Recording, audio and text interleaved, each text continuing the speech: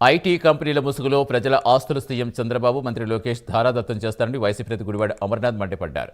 అమరావతి పేరుతో రాష్ట్రంలో తండ్రి కొడుకులు వ్యాపారం చేస్తారని ఆరోపించారు. రియల్ ఎస్టేట్ వ్యాపారం చేస్తున్న వారికి భూములు ఇవ్వడం ఏంటంటూ ప్రశ్నించారు. దాని వెనుక పెద్ద కుట్ర జరుగుతోందని ఆరోపించారు. సత్వాన్ని పిల్లని మీ సొంత డబ్బులాగా మీ సొంత సంస్థలాగా ఈ ప్రభుత్వం అంతా కూడా మీరు కావాల్సినటువంటి ఇన్సెంటివ్స్ ఇస్తారు, క్యాపిటల్ సబ్సిడీలు ఇస్తారు.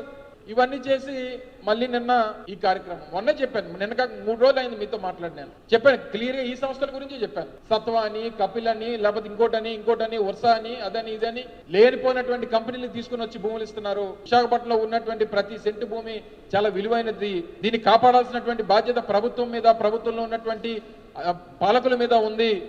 ఎందుకు మీరు ఈ రకంగా ఈ ప్రాంతంలో భూముల్ని మీకు కావాల్సినటువంటి సంస్థలు దారాదత్తం చేస్తూ ఉన్నారు? ఆ సత్వా డెవలపర్స్ అనేటువంటి వాడు రియల్ ఎస్టేట్ వ్యాపారస్తుడు. ఇతర రాష్ట్రాల్లో రియల్ ఎస్టేట్ చేస్తూ భూములు కొంటూ రియల్ ఎస్టేట్ చేసుకునేటువంటి వ్యాపారస్తుల్ని తీసుకుని వచ్చి మీరు ఇన్ని అవకాశాలు ఇస్తున్నారే ఏంటి? దీని వెనకాతలు ఉన్నటువంటి లాలూచి ప్రభుత్వం ఈరోజు